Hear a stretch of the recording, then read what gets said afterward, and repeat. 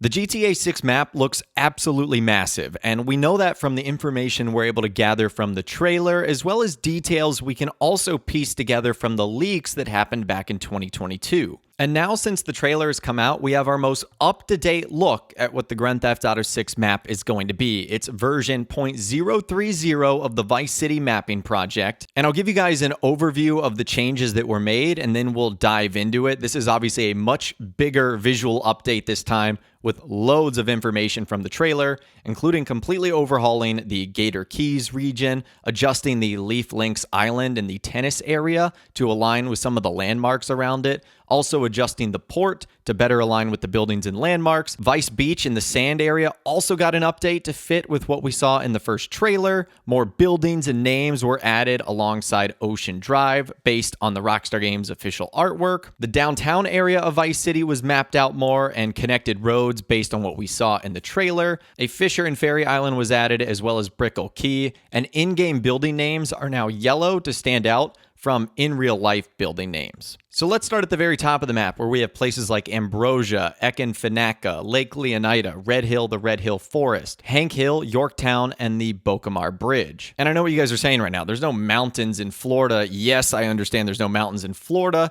but there are various hills and different levels of elevation. In fact, I actually think we see that in the very final shot of the trailer when Jason and Lucia are like breaking down the doors of the convenience store that they're actually robbing. So I do think there is going to be some elevation. It's not just going to be completely flat. Yes, we are in the state of Leonida, but that doesn't necessarily mean that all of it has to be inspired by the state of Florida. There might be some references to Alabama, Georgia, South Carolina, all states that border Florida in real life. Now, as far as Lake Leonida, I don't think we actually saw that in the trailer, with the potential of one instance. We actually spotted a lake with some mountains behind it in one of the very first opening scenes when Lucia is talking to that counselor, Stephanie, in jail. There's a picture behind her. That's just my own pure speculation. Maybe that's Lake Leonida.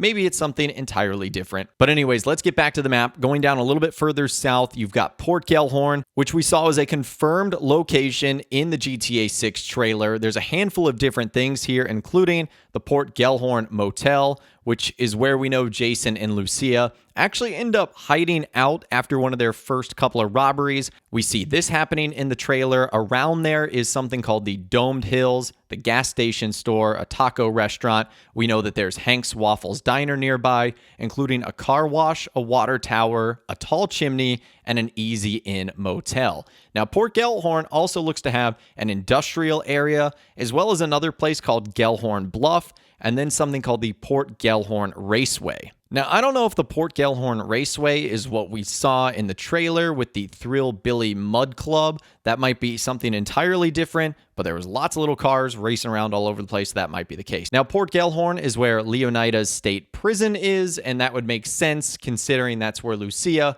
also committed one of her first early on crimes. Now let's move on down south a little bit more as we get closer to Vice City. There's lots of areas here, including Vice Beach itself, North Beach, South Beach, a downtown area, a port area, Leaf Links, Little Haiti, Rock Ridge, and the Vice City International Airport, as well as a couple of set of islands like Sunset Island, Venetian Islands, Fisher Islands, and Brickell Key. Now, connecting all of these are a series of highways like I-97, A1, I-77, and Route 40. Now, on Vice Beach itself, there's a handful of establishments that we were able to see from the trailer and from the artwork, including the Hotel Dixon, the Ocean View Hotel, the Boardwalk Hotel, Hotel Fortune, Atlantis Hotel, Seahorse, and the Cordelia. All of those things we can see in the trailer as well as in the in-game artwork. And one of the big things that was identified is we know we're also going to have one major airport, and that is Vice City International Airport, that can be seen in the trailer with the giant Vice sign. And as we move a little further down south, we can see another confirmed area, Hamlet. This was confirmed with the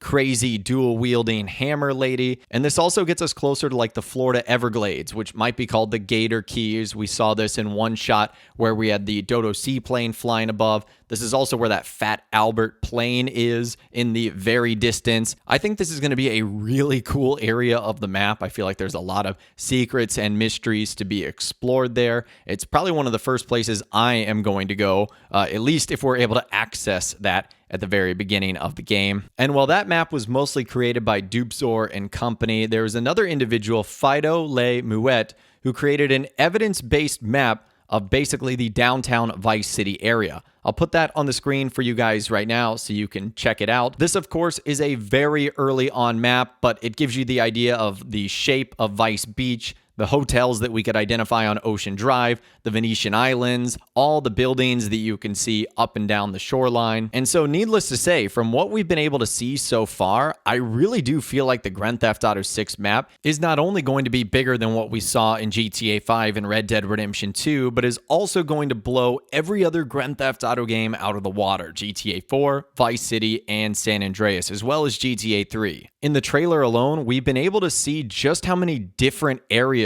you're going to be able to explore. We obviously know from our days of playing the original Vice City that the Vice City area is going to be magnificent, but the game feels like it's going to be much more than that. We've obviously got the Everglades that were shown to us a few times in the trailer. That looks absolutely magnificent. It kind of brings me back to Red Dead Redemption 2 and all the swampy areas that we were able to explore outside of Saint Denis. You've got the different neighborhoods of Vice City, like this one, for example, that's supposed to be a parody of Wynwood with all the car shows and street art. Look how beautiful this looks. Like I mentioned earlier, you've got the Gator Keys or the Florida Keys, whatever they're going to call them. Look at all these little sprawling islands out there with only a few roads that connect the islands to the mainland. This is going to be so cool to see what sort of mysteries Rockstar put out there. So needless to say, the map looks absolutely massive. And so far, what they've shown us in the trailer, it looks like every area is full of life too. That was kind of my only complaint about GTA 5's map, is that